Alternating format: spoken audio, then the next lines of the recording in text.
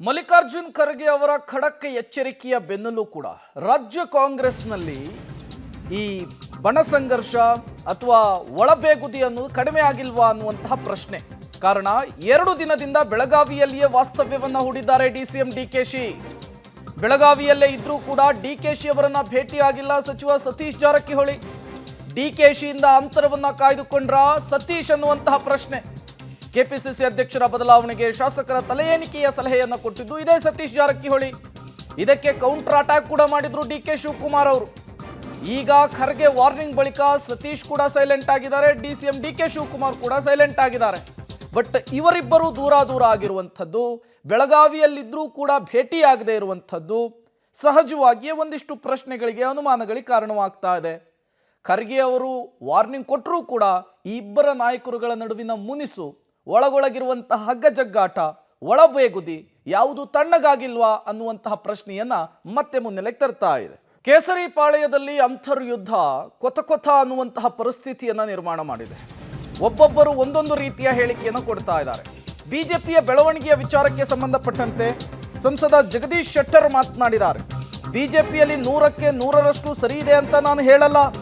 ಬೆಳಗಾವಿಯಲ್ಲಿ ಸಂಸದ ಜಗದೀಶ್ ಶೆಟ್ಟರ್ ಕೊಟ್ಟಂತಹ ಸ್ಟೇಟ್ಮೆಂಟ್ ಇದು. ಸಮಸ್ಯೆಗಳ ಬಗ್ಗೆ ವರಿಷ್ಠರು ನೋಡ್ತಾ ಇದ್ದಾರೆ, ಎಲ್ಲವನ್ನೂ ಕೂಡ ಸರಿಪಡಿಸ್ತಾರೆ. ನಾವು ಸೀನಿಯರ್ ಲೀಡರ್ ಇದ್ದೇವೆ, ವರಿಷ್ಠರ ಗಮನಕ್ಕೆ ತಂದೇ ತರ್ತೇವೆ, ಹೈಕಮಾಂಡ್ ಎಲ್ಲವನ್ನೂ ಕೂಡ ಸರಿ ಮಾಡುವಂತಹ ವಿಶ್ವಾಸವಿದೆ ಅಂತ ಹೇಳಿ ಮಾಜಿ ಸಿಎಂ ಅಲ್ಲಿ ಸಂಸದರಾಗಿರುವಂತಹ ಜಗದೀಶ್ ಶೆಟ್ಟರ್ ಕೊಟ್ಟಂತಹ ಹೇಳಿಕೆ. ಒಂದು ಹೇಳ್ತೀನಿ, ಈಗ ಇದ್ರ ಬಗ್ಗೆ ಪಕ್ಷದೊಳಗೆ ಭಾರತೀಯ ಜನತಾ ಪಾರ್ಟಿ ಒಳಗೆ ಎಲ್ಲೋ 100ಕ್ಕೆ 100 ಸರಿ ಅಂತ ನಾನು ಎಂದೂ ಹೇಳಿಲ್ಲ, ಹೇಳೋದೂ ಇಲ್ಲ. ಅದಕ್ಕೆ ಅದು ಏನು ಸಮಸ್ಯೆಗಳಿದಾವೆ ಅದನ್ನು ಈಗಾಗಲೇ ವರಿಷ್ಠರು ಗಮನಿಸ್ತಾ ಇದ್ದಾರೆ ಮತ್ತು ಸೂಕ್ತ ಸಮಯದಲ್ಲಿ ಸೂಕ್ತ ನಿರ್ಧಾರಗಳನ್ನು ಕೈಗೊಳ್ತಾರೆ. ನಾನು ವೈಯಕ್ತಿಕವಾದಂಥ ಹೇಳಿಕೆ ಬಗ್ಗೆ ಎಂದೂ ಕಮೆಂಟ್ ಮಾಡೋಕ್ಕೆ ಹೋಗೋದಿಲ್ಲ. ಅವರವ್ರ ಹೇಳಿಕೆ ಅವ್ರಿಗೆ ಬಿಟ್ಟಿದ್ದು. ಪಕ್ಷ ಏನು ಯಾವುದು ನಿರ್ಧಾರ ಕೈಗೊಳ್ತಾರೆ ಸರಿ ಮಾಡಲಿಕ್ಕೆ ಎಲ್ಲ ರೀತಿ ಪ್ರಯತ್ನ ಮಾಡ್ತಾರೆ. ಈಗ ಹಲವಾರು ಬಾರಿ ಅಲ್ಲಿ ಅವ್ರ ಜೊತೆ ಮಾತಾಡಿದ್ದಾರೆ. ಬಹುಶಃ ಬರುವಂಥ ದಿವಸಗಳಲ್ಲಿ ಇನ್ನೊಂದ್ಸಲ ಕರೆಸಿ ಮಾತಾಡಿ ಏನೋ ಒಂದು ಹಂತಕ್ಕೆ ಈ ಸಮಸ್ಯೆ ಇತ್ಯರ್ಥ ಆಗ್ತಂತ ನಾನು ನಂಬಿದ್ದೆ. ಬಡ ರಾಜಕಾರಣದ ಬೇಗೆಯಲ್ಲಿ ಬೇಯ್ತಾ ಇರುವಂತಹ ಕಮಲ ಮನೆಯಲ್ಲಿ ದಿನಕ್ಕೊಂದು ಬೆಳವಣಿಗೆಗಳಾಗ್ತಾ ಇದೆ, ಕ್ಷಣಕ್ಕೊಂದು ವಿದ್ಯಮಾನಗಳಾಗ್ತಾ ಇದೆ. ಬಿಜೆಪಿಯಲ್ಲಾಗ್ತಾ ಇರುವಂತಹ ವಿದ್ಯಮಾನಗಳು ಸಹಜವಾಗಿಯೇ ಕುತೂಹಲವನ್ನ ಕೆರಳಿಸ್ತಾ ಇದೆ. ಯತ್ನಾಳ್ ವಿಜಯೇಂದ್ರ ಬಣದ ನಡುವೆ ಶಾಸಕ ಸುನಿಲ್ ಕುಮಾರ್ ಅವರು ಶಾಕ್ ಕೊಟ್ಟಿದ್ದಾರೆ. ಪಕ್ಷದ ಪ್ರಧಾನ ಕಾರ್ಯದರ್ಶಿ ಹುದ್ದೆಯಿಂದ ಬಿಡುಗಡೆಗೊಳಿಸಿ ವಿಜಯೇಂದ್ರ ಬಿಎಲ್ ಸಂತೋಷ್ಗೆ ಸುನಿಲ್ ಕುಮಾರ್ ಮನವಿ ಮಾಡಿಕೊಂಡಿದ್ದಾರೆ. ಬಣ ಬಡಿದಾಟ ಅಲ್ಲ, ವೈಯಕ್ತಿಕ ಕಾರಣಕ್ಕಾಗಿ ಈ ನಿರ್ಧಾರ ಅಂತೇಳಿ ಕಾರ್ಕಳದ ಶಾಸಕರು ಹೇಳಿದ್ದಾರೆ. ಬಿಜೆಪಿಯ ಅಧ್ಯಕ್ಷ ಜೆ.ಪಿ. ನಡ್ಡಾ ಗಮನಕ್ಕೂ ಕೂಡ ತಂದಿದ್ದಾರಂತೆ. ಬಿಜೆಪಿಯ ರಾಜ್ಯ ಅಧ್ಯಕ್ಷ ಬಿ.ವೈ. ವಿಜಯೇಂದ್ರ ಅನ್ನೋದು ಗೊತ್ತಾಗ್ತಾ ಇದೆ. ಮತ್ತಷ್ಟು ಡೀಟೇಲ್ಸ್ ಅನ್ನು ಕೊಡ್ತಾರೆ ನಮ್ಮ ಪ್ರತಿನಿಧಿ ಮಸೂದ್, ನೇರ ಸಂಪರ್ಕದಲ್ಲಿ ಜಾಯಿನ್ ಆಗಿದ್ದಾರೆ. ಮಸೂದ್, ರಾಜ್ಯ ಕಾಂಗ್ರೆಸ್ನಲ್ಲಿ ಬಣ ಬಡಿದಾಟ ತಾರಕಕ್ಕೇರಿದಾಗ ಓಪನ್ ಸ್ಟೇಟ್ಮೆಂಟ್ ಅನ್ನು ಕೊಡಲಿಕ್ಕೆ ನಾಯಕರುಗಳು ಮುಂದಾದಂತಹ ಸಂದರ್ಭದಲ್ಲಿ ಅಲ್ಲಿಯ ವರಿಷ್ಠರು ಅವರಿಗೊಂದು ಖಡಕ್ ಆದಂತಹ ಸಂದೇಶವನ್ನು ರವಾನೆ ಮಾಡ್ತಾರೆ. ಎಲ್ಲರೂ ಬಾಯಿ ಮುಚ್ಕೊಂಡು ಕುತ್ಕೊಬೇಕು ಅನ್ನುವಂತಹ ಒಂದು ಮೆಸೇಜ್ ಅನ್ನು ಪಾಸ್ ಮಾಡ್ತಾರೆ. ಬಟ್ ರಾಜ್ಯ ಬಿಜೆಪಿಯಲ್ಲಿ ಬಣ ಬಡಿದಾಟ ತಾರಕಕ್ಕೇರಿದೆ, ಹೇಳಿಕೆಗಳು ಅತ್ಯಂತ ವೈಯಕ್ತಿಕ ಮಟ್ಟದಲ್ಲಿ ಹೋಗ್ತಾ ಇದೆ. ಇಷ್ಟೆಲ್ಲ ಬೆಳವಣಿಗೆಗಳಾದರೂ ಕೂಡ ವರಿಷ್ಠರು ಯಾಕೆ ಮೌನಕ್ಕೆ ಶರಣಾಗಿದ್ದಾರೆ ಅಂಥೇಳಿ, ಕಾಂಗ್ರೆಸ್ನಲ್ಲಿ ತೆಗೆದುಕೊಂಡಂತಹ ನಿರ್ಧಾರ ಬಿಜೆಪಿಯ ಕಡೆಯಿಂದ ಯಾಕೆ ಆಗ್ತಾ ಇಲ್ಲ ಅಂಥೇಳಿ ಮಸೂದ್?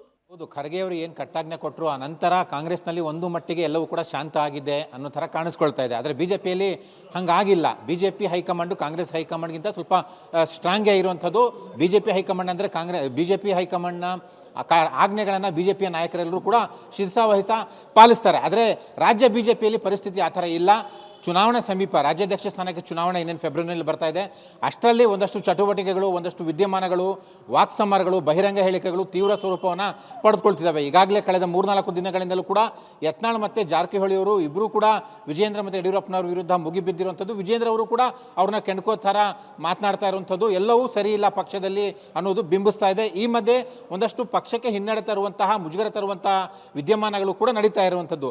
ಪಕ್ಷದ ಪ್ರಧಾನ ಕಾರ್ಯದರ್ಶಿಯಾಗಿ ಕಳೆದ 1 ವರ್ಷದಿಂದಲೂ ಕೂಡ ಕೆಲಸ ಮಾಡ್ತಾ ಇದ್ದಂತಹ ಶಾಸಕ ಸುನೀಲ್ ಕುಮಾರ್ ಅವರು ಇವೆಲ್ಲವನ್ನು ಕೂಡ ನೋಡಿ ಬೇಸತ್ತು ಸದ್ಯಕ್ಕೆ ನನಗೆ ಪಕ್ಷದ ಈ ಜವಾಬ್ದಾರಿ ಬೇಡ, ಪ್ರಧಾನ ಕಾರ್ಯದರ್ಶಿಯಿಂದ ವಿಮುಕ್ತಿಗೊಳಿಸಿ ಅನ್ನುವಂತಹ ಮನವಿಯನ್ನು ವಿಜೇಂದ್ರ ಅವರಿಗೆ ಮತ್ತು ಬಿ ಎಲ್ ಸಂತೋಷ್ ಅವ್ರಿಗೆ ಮಾಡ್ಕೊಂಡಿದ್ದಾರೆ.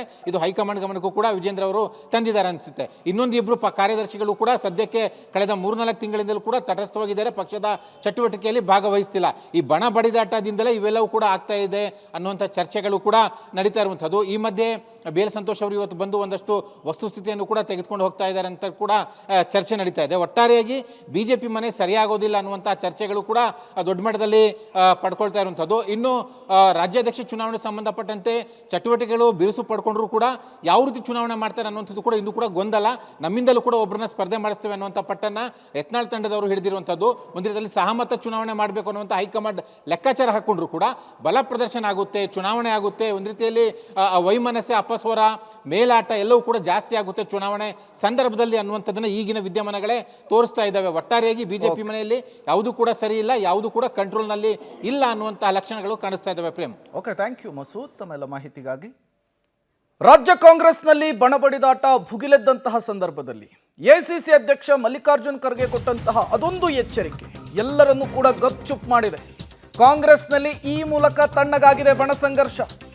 ಎಸಿಸಿ ಅಧ್ಯಕ್ಷ ಖರ್ಗೆ ಅವರ ಒಂದೇ ಒಂದು ಗುಡುಗಿಗೆ Congress full silent. Parameshwar, MB Patil, DKShi, Satish Jarkiholi ಎಲ್ಲರೂ ಕೂಡ ತಂಡ. ಹೈಕಮಾಂಡ್ ಮಾತನಾಡದಂತೆ ಸೂಚಿಸಿದ್ದಾರೆ ಅಂತ ಹೇಳಿ ನಾಯಕರುಗಳು ಹೇಳ್ತಿದ್ದಾರೆ. ಈ ಮೂಲಕ ಕಾಂಗ್ರೆಸ್ನಲ್ಲಿ ತಣ್ಣಗಾಗಿದೆ ಸಿಎಂ ಮತ್ತು ಕೆಪಿಸಿಸಿ ಅಧ್ಯಕ್ಷರ ಕುರ್ಚಿ ಕದನ. ನಾನು ರಾಜಕೀಯದ ಪ್ರಶ್ನೆಗಳಿಗೆ ಉತ್ತರ ಕೊಡೋದಿಲ್ಲ. ನಮ್ಮ ಅಧ್ಯಕ್ಷರು ಹೇಳಿದ್ದಾರೆ ನೀವೆಲ್ಲ ಕೆಲಸ ಮಾಡಿ ಅಂತೇಳಿ ನಾವು ಮಾಡ್ತೀವಿ. ಒಂದಷ್ಟು ಆಗ್ರಹಗಳಿತ್ತು, ಆ ವಿಚಾರದಲ್ಲಿ ಏನೀಗ ರಾಜಿ ಆಗ್ಬಿಟ್ರ ಸರ್?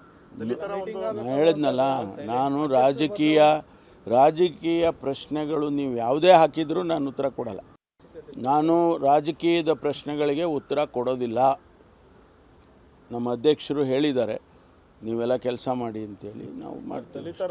ಒಂದಷ್ಟು ಆಗ್ರಹಗಳಿತ್ತು, ಆ ವಿಚಾರದಲ್ಲಿ ಏನೀಗ ರಾಜಿ ಆಗ್ಬಿಟ್ರ ಸರ್?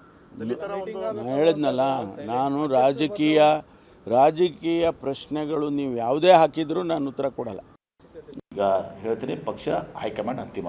ನಾನು ಒಂದು ಕಡೆದಾಗಿ ಹೇಳ್ತೇನೆ, ಹೈಕಮಾಂಡ್ ಅಂತಿಮ. ಹೈಕಮಾಂಡ್ ಎಲ್ಲವನ್ನ ಗಮನಿಸ್ತಿದೆ, ಹೈಕಮಾಂಡ್ ಎಲ್ಲವನ್ನು ನೋಡ್ತಾ ಇದೆ. ಅಳೆದು ತೂಗಿ ಯಾವ ಸಂದರ್ಭದಲ್ಲಿ ಯೋಗ್ಯವಾದ ಡಿಸಿಷನ್ ತಗೋಬೇಕು. ಎಐಸಿಸಿ ಅಧ್ಯಕ್ಷರು ಮಲ್ಲಿಕಾರ್ಜುನ್ ಖರ್ಗೆ ಅವರು, ನಮ್ಮ ನಾಯಕಿಯಾದಂಥ ಶ್ರೀಮತಿ ಸೋನಿಯಾ ಗಾಂಧಿಯವರು, ರಾಹುಲ್ ಗಾಂಧಿಯವರು, ಇನ್ನಿತರ ಹಿರಿಯರು, CWC ಮೆಂಬರ್ಸು ಎಲ್ಲರೂ ಕೂಡಿ ಸೂಕ್ತವಾದಂಥ ನಿರ್ಧಾರಗಳನ್ನ ನಮ್ಮ ರಾಜ್ಯ ಅಷ್ಟೇ ಅಲ್ಲ ಎಲ್ಲ ರಾಜ್ಯಗಳಲ್ಲಿ ಉತ್ತರ ತೆಗೆದುಕೋತಾ ಇರೋದು.